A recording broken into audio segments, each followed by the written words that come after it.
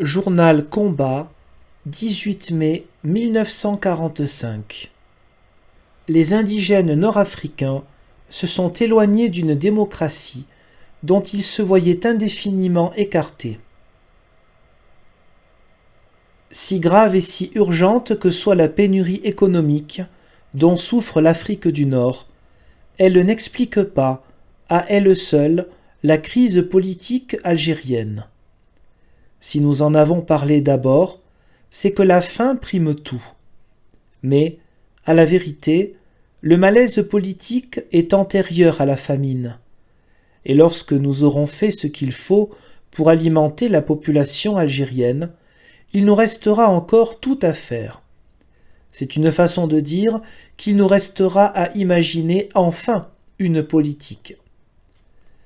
Je n'aurai pas la prétention de définir en 2 ou 3 articles une politique nord-africaine. Personne ne m'en saurait gré et la vérité n'y gagnerait pas. Mais la politique algérienne est à ce point déformée par les préjugés et les ignorances que c'est déjà faire beaucoup pour elle si l'on en présente un tableau objectif par le moyen d'une information vérifiée. C'est ce tableau que je voudrais entreprendre. Un espoir abandonné. J'ai lu dans un journal du matin que 80% des Arabes désiraient devenir des citoyens français. Je résumerai au contraire l'état actuel de la politique algérienne en disant qu'ils le désiraient effectivement, mais qu'ils ne le désirent plus. Quand on a longtemps vécu d'une espérance et que cette espérance a été démentie, on s'en détourne et l'on perd jusqu'au désir. C'est ce qui est arrivé avec les indigènes algériens, et nous en sommes les premiers responsables. Depuis la conquête, il n'est pas possible de dire que la doctrine française coloniale en Algérie se soit montrée très cohérente. J'épargnerai au lecteur l'historique de ces fluctuations depuis la notion du royaume arabe, cher au Second Empire, jusqu'à celle d'assimilation. C'est cette dernière idée qui, en théorie, a fini par triompher. Depuis une 50aine d'années, le but avoué de la France en Afrique du Nord était d'ouvrir progressivement la citoyenneté française à tous les Arabes. Disons tout de suite que cela est resté théorique. La politique d'assimilation a rencontré en Algérie même, et principalement auprès des grands colons, une hostilité qui ne s'est jamais démentie. Ainsi s'explique l'attitude des indigènes nord-africains. Il existe tout un arsenal d'arguments, dont certains d'apparence convaincante, qui ont suffi jusqu'à présent à immobiliser l'Algérie dans l'état politique où nous l'avons trouvée. Je ne songerai pas à discuter ces arguments. Mais il est possible de dire qu'en cette matière, comme en d'autres, il faut un jour choisir.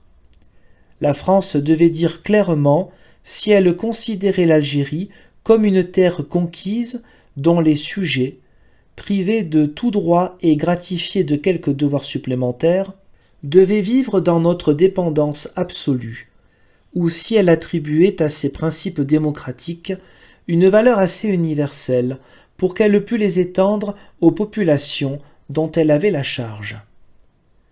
La France, et c'est à son honneur, a choisi. Ayant choisi, et pour que les mots aient un sens, il fallait aller jusqu'au bout. Des intérêts particuliers se sont opposés à cette entreprise et se sont essayés à arrêter l'histoire. Mais l'histoire est toujours en mouvement et les peuples évoluent en même temps qu'elle. Aucune situation historique n'est jamais définitive. Et si l'on ne veut pas adopter l'allure de ces variations, il faut se résigner à la laisser échapper. Le projet Blum-Violette. C'est pour avoir ignoré ces vérités élémentaires que la politique française en Algérie est toujours de 20 ans en retard sur la situation réelle. Un exemple fera comprendre la chose. En 1936, le projet Bloom-Violette a marqué le premier pas fait en avant, après 17 ans de stagnation, vers la politique d'assimilation.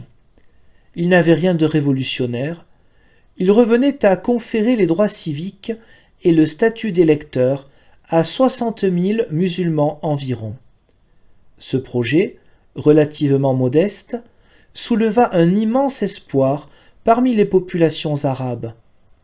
La quasi-totalité de ces masses, réunies dans le Congrès algérien, affirmait alors son accord. Les grands colons, groupés dans les délégations financières et dans l'Association des maires d'Algérie, opérèrent une telle contre-offensive que le projet ne fut même pas présenté devant les chambres. L'ordonnance du 7 mars. Ce grand espoir déçu a naturellement entraîné une désaffection aussi radicale. Aujourd'hui, le gouvernement français propose à l'Algérie l'ordonnance du 7 mars 1944 qui reprend à peu près dans ses dispositions électorales le projet Bloom-Violette. Cette ordonnance, si elle était appliquée réellement, donnerait le droit de vote à près de 80 000 musulmans. Elle accorde aussi la suppression du statut juridique exceptionnel des Arabes, suppression pour laquelle les démocrates de l'Afrique du Nord ont lutté pendant des années. L'arabe n'était en effet soumis ni au même code pénal que le français, ni aux mêmes tribunaux. Des juridictions d'exception plus sévères et plus expéditives le maintenaient dans une sujétion constante. L'ordonnance a supprimé cet abus, et cela est un grand bien. L'histoire marche. Mais l'opinion arabe, qui a été douchée, reste méfiante et réservée, malgré tout ce que ce projet comporte de bienfaisant. C'est que l'histoire, justement, a marché. Il y a eu la défaite et la perte du prestige français. Il y a eu le débarquement de 1942, qui a mis les Arabes au contact d'autres nations et qui leur a donné le goût de la comparaison. Il y a enfin la Fédération panarabe, dont on ne peut ignorer qu'elle est une séduction perpétuelle pour les populations nord-africaines. Il y a enfin la misère qui accroît les rancœurs. Tout cela fait qu'un projet qui aurait été accueilli avec enthousiasme en 1936 et qui aurait arrangé bien des choses ne rencontre plus aujourd'hui que méfiance. Nous sommes encore en retard. Les peuples n'aspirent généralement aux droits politiques que pour commencer et achever leur conquête sociale. Si le peuple arabe voulait voter, c'est qu'il savait qu'il pourrait obtenir ainsi, par le libre exercice de la démocratie, la disparition des injustices qui empoisonnent le climat politique de l'Algérie.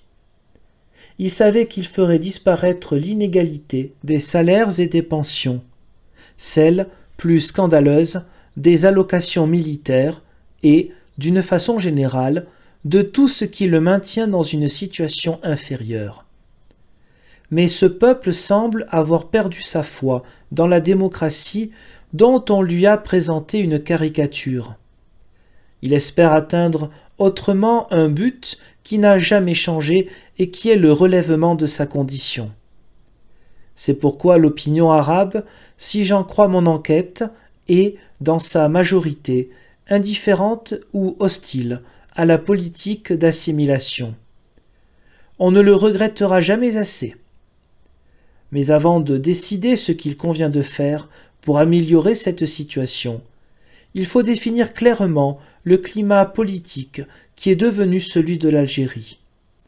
De nombreux horizons ont été ouverts aux Arabes et, comme il est constant dans l'histoire des peuples, que chacune de leurs aspirations trouve son expression politique, l'opinion musulmane d'aujourd'hui s'est groupée autour d'une personnalité remarquable, Ferhat Abbas, et de son parti, les Amis du Manifeste.